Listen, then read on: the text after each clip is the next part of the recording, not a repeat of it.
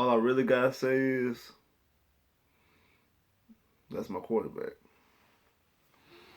In the words of T.O., that's my quarterback. That's my motherfucking quarterback. What's up, YouTube? Your boy back once again with another sport topic, and today we're gonna talk some football. Houston Texans football. We're gonna break down and recap today's tough loss versus the Philadelphia Eagles. Houston Texans go in to face the defending Super Bowl champs, the Philadelphia Eagles, defending Super Bowl MVP Nick Foles, and walk away with that L, 32-30. There's a lot to talk about in this game. But the main thing of this game, the most important thing out of this game is that if you did not know going into the season, if you did not know after the 9-game win streak, and if you did not know after the game-winning drive last week, there should be no doubt who the man is. There should be no doubt who the guy is. We finally found the guy quarterback. Not finally, because we've been on this. I've known this all season that we found the guy quarterback, and not to be all positive and all that type of stuff. But you seen why people at Clemson were so infatuated and so in love with DeSean, and why they now root for the Houston Texans, because you're down by 13 points with 5 minutes left in the game. You thought the game was over. I thought the game was over. And he walks you back down there and gets you the lead. You still have the lead under a minute left. You have a 1-point lead and should have won this game.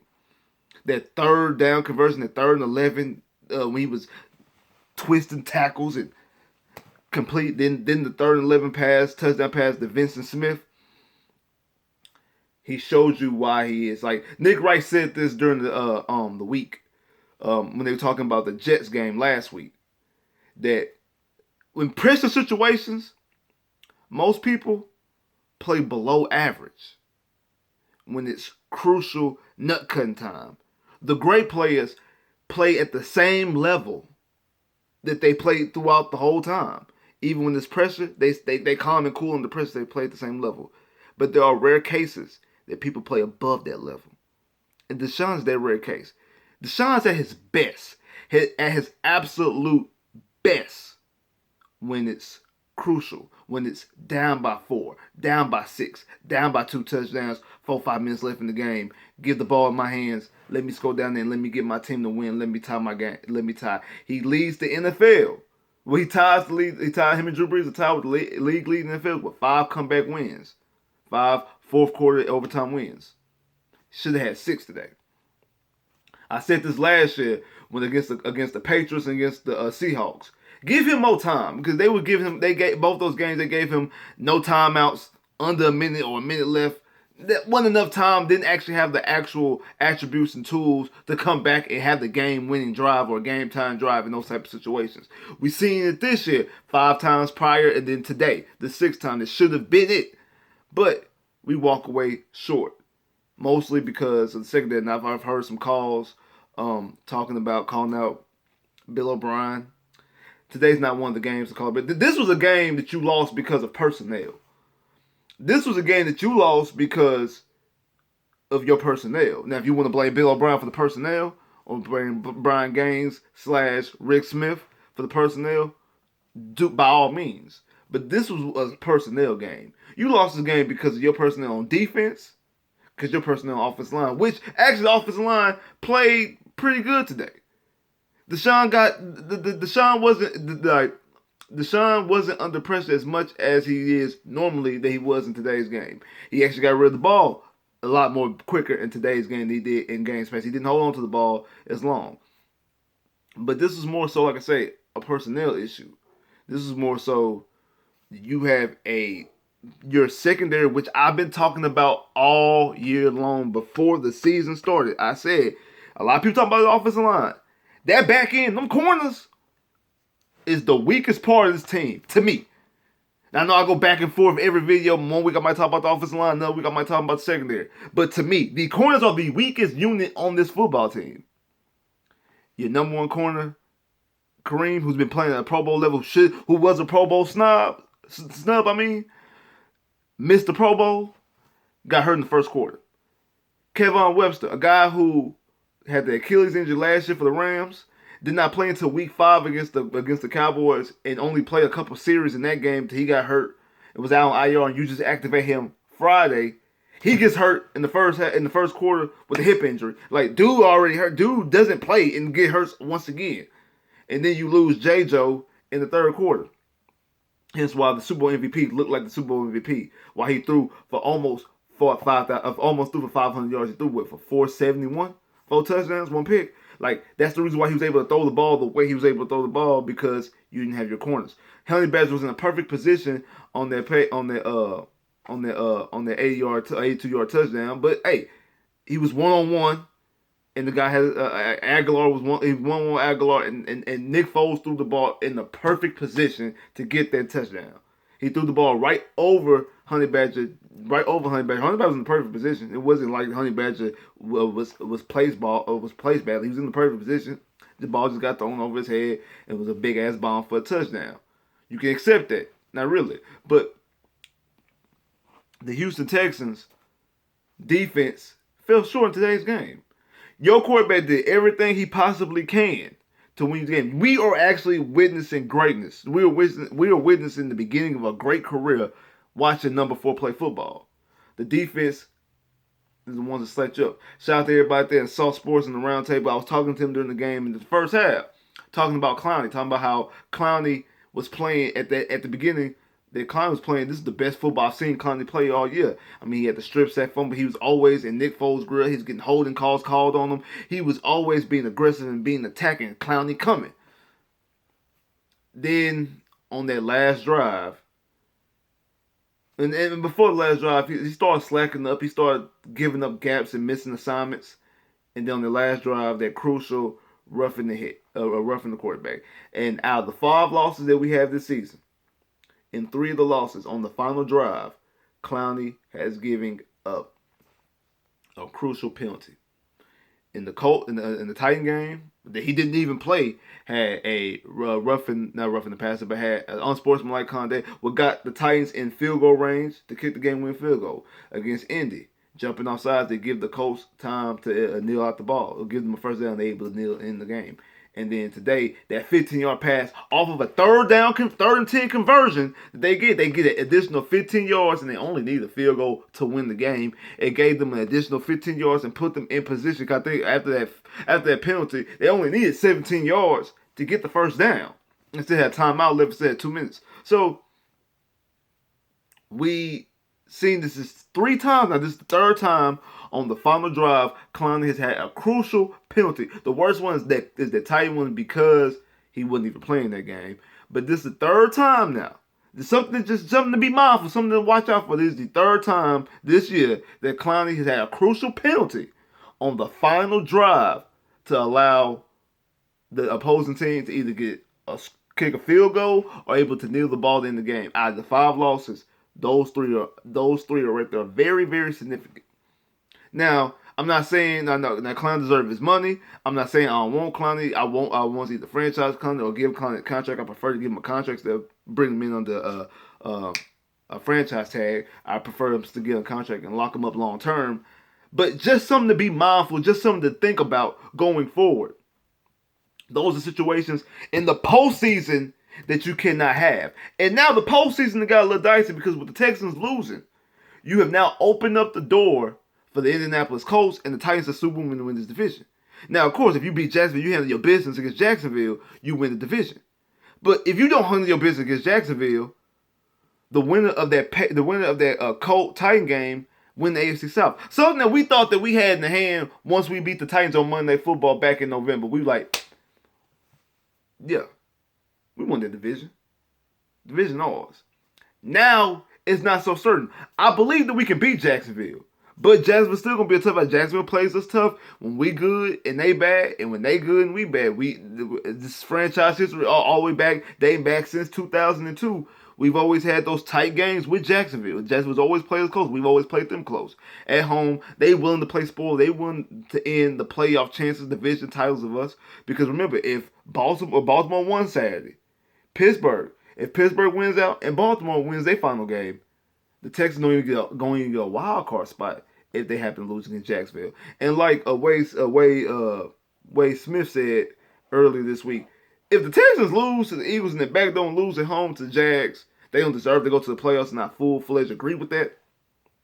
You can't backdoor your way into the playoffs. Even though you get in, you don't want to backdoor your way into the playoffs. You want to actually deserve to get in. So if they backway, they don't really deserve to get in. And I said that during this game, the way that this team was playing, this is before DeSean led the comeback. This is when they were down by 13 points. I'm like, this team doesn't deserve the number 2 seed.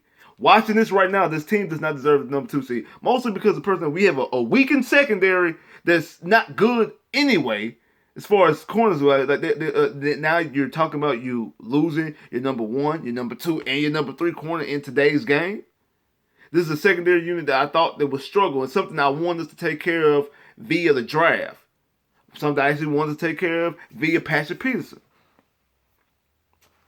Now, we don't know what's going to happen.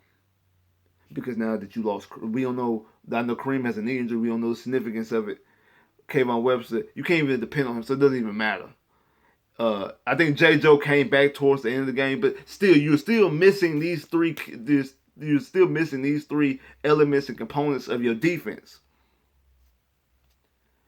which is the weakest part of your defensive unit anyway. In my opinion, the weakest part of the team is that secondary corner position specifically.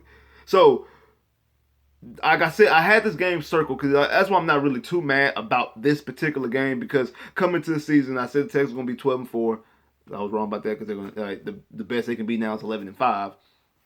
But I said they would lose to the Eagles. Now again, I was thinking Carson Wentz, Zach Ertz, Alshon Jeffrey, that type of stuff. I wasn't expecting Nick Foles to play in this game going into the season, but I knew the way the season was, the way the schedule was all year. It also depended on what Luck did.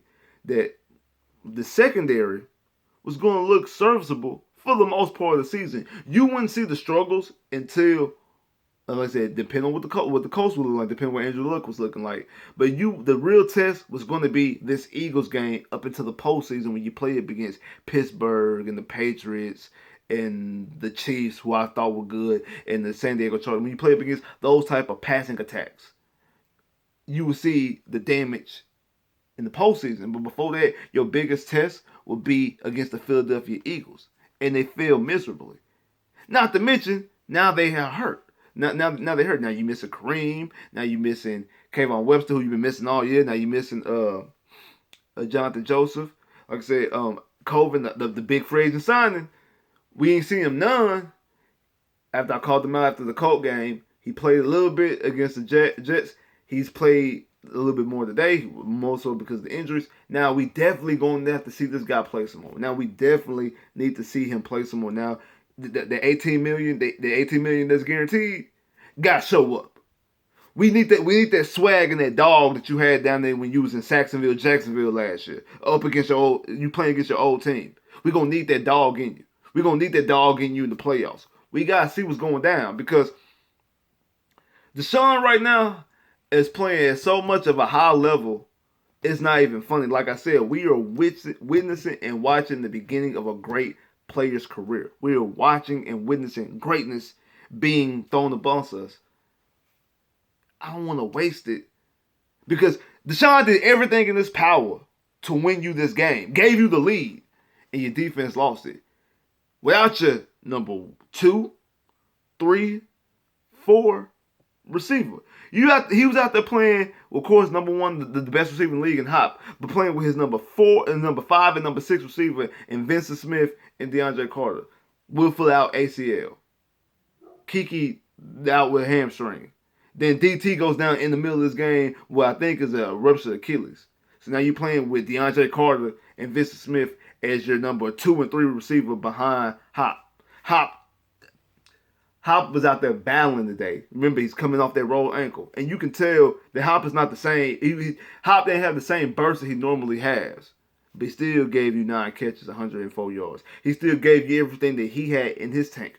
The tight ends. I know Akers made some plays. I don't remember seeing Jordan Thomas too much. Ryan Griffin. I'll be so on Ryan Griffin. But I know Akers made some plays today. We need to see more of the tight ends. We need to see more tight end action between these guys because of the injuries to receivers. Kiki's gonna have to play now. Now Kiki, we can't sit there and watch Kiki and let Kiki rest. Hopefully the hamstring is healthy. Because like I said in the last video, don't be too mad about Kiki because hamstrings you have to play 100% because you don't want to tweak it. Play at 75 or 80%, tweak it, and then you out for a month, which it seemed like the issue with Kiki. So I think Kiki. I think every time Kiki comes back from the hamstring, I think he's been coming back too early, and he keeps tweaking it because you have to play 100%. I think they were trying to preserve him and save him for the postseason. Right now you can't because you have to come away with the win against Jacksonville now. Now you have to come away with the win because you let this game right here slip amongst your fingers. There's no off the field solutions. There's no way you can pick up off the field. Pick up off the streets to help you at the receiving position that you have complete faith in. I'm pretty sure they can find somebody, but just for another body, I'm pretty sure they're gonna try to find another body. Maybe they're gonna probably get Sammy Coates. And it's just strange that we keep cutting receivers and then we keep getting hit with receivers. Like we let Braxton Miller walk. I'm not, like I said, I wasn't really too strong about Braxton Miller, but you let Braxton Miller walk. You let Bruce Ellington walk. You let Bruce Ellington walk, then you keep getting injured with Kiki. Now you let Sammy Coates go earlier this week. Now you got Webster, Achilles. And Sammy Coates was on the team, mostly played special teams. I don't think he even went out for any receiving passes this year. I don't think he has any many catches, if he has any. So we keep getting these injuries in receivers. Like our receivers are dropping like flies. Like because what DeAndre Carter went down against the Colts, and we had to run Joe Webb out there to play as a slot receiver. Like we keep having these type of injuries.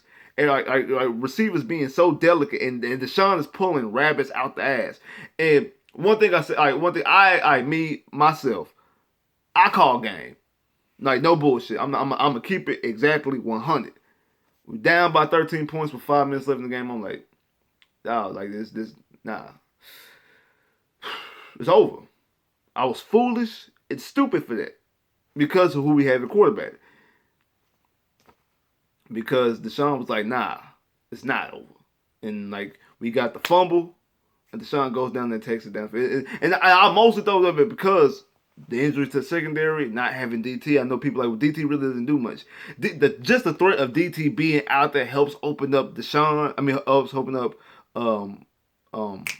D-Hop. Helps open up the other receivers and the tight ends just because he's another threat. Once you take that threat, now we definitely can bracket Hop because we ain't got single up Hop because we know the ball. If it was 80% of the chance going to Hop when DT out there, it's 95% now that it's going to Hop with DT gone. So they definitely had him bracketed. So with him not being there, I'm like, man, this is not it. But DeShaun showed you why the people in Clemson are so in love with him because he is that man. Actually, I watched Mahomes at Texas Tech. I'm a huge Texas Tech fan. I seen every game Mahomes played. Mahomes might have the gun of an arm. He might put up the video game PlayStation 4 numbers. He doesn't have what number 4 has. He doesn't. He's not been in that situation. He does not prove to have what number 4 has because number 4 got it. Like real talk.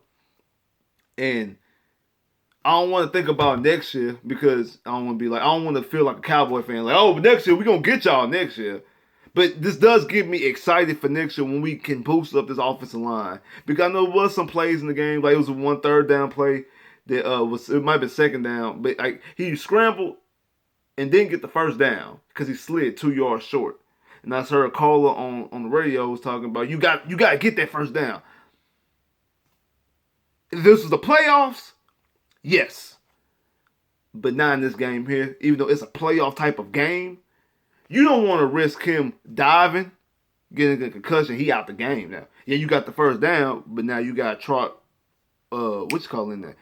And it's not a playoff game yet. And then what about if you would try it out Brandon Whedon and y'all lose the game and then you miss the playoffs? You didn't hurt your quarterback. Your quarterback got hurt, and then you didn't even go to the playoffs with it. At least if it's a playoff game, it's the last Sunday of the game. It's the last game if you don't win. You just either win or go home. Those are different situations. Now tomorrow, now next Sunday, I can see that. I can see him laying it all on the line next Sunday. And I think that he learned more from that Dallas game because he was trying to do that in the Dallas game. He was trying to score, doing everything, giving up his body. And he was hurt. He was hurt for a couple weeks. And we really didn't get to see a full-fledged, healthy DeShaun really until probably that Redskins game. I think they was holding him back a little bit on that Broncos game. And I think he was still suffering from the injury in that Miami game, even though he threw for 5 touchdowns. Or 5 touchdowns in that game. Not that he don't want to be hurt, but he don't want to hurt his team by him getting hurt. Because if he goes down, your season goes down. So I think that was more so of that. Deontay Foreman played no ground game. That's nothing. You had no ground game without Lamar Miller. Even though I'm not really without Lamar Miller, Blue and Deontay Foreman didn't do nothing. And dude, Foreman, you gotta stop spitting the seed. It was a problem at Texas. You had that issue last year against Kansas City. Deontay Foreman almost blanked up this game on that toss. Him not even getting touched. I think he was trying to switch the ball and the ball just popped out. You gotta control the ball. Now I'm glad you made up for it when you got the touchdown. Oh no, he got the touchdown first because that was on the last drive when he fumbled. That touchdown came the drive before that. Dude, you gotta be more. That's one of the reasons why I think you need a running back. It's the reason why I would go after Le'Veon. I don't think you can fully trust Foreman in those type of situations. I like Foreman a lot. I don't think you can truly trust him because he's not a back that's so explosive that even though he might fumble every now and again, he's a guy who's gonna get you 1,500 yards and 13 touchdowns a season. I think he more so that he can get you 1,100 yards a year maybe. He can get you 1,000 yards. He's on that cusp. He's not 1,500 yard, 13 touchdown back.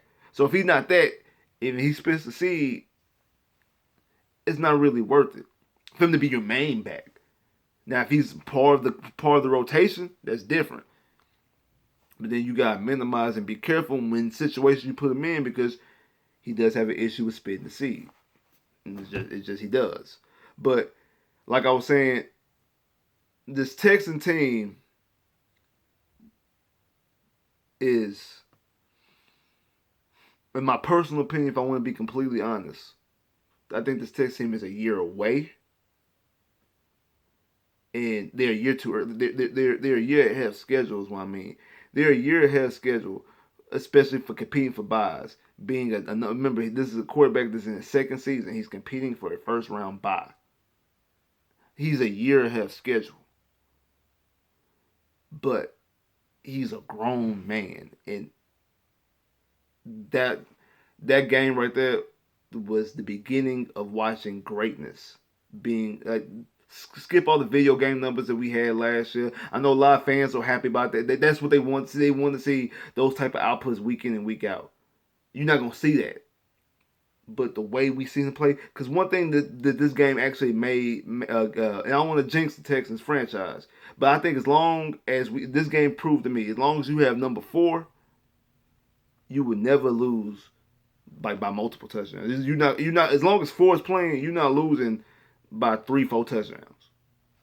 As long as he's playing, you're going to be in the game. You were down 13 points with 5 minutes left to go in the game, and within a minute of the game, you had the lead.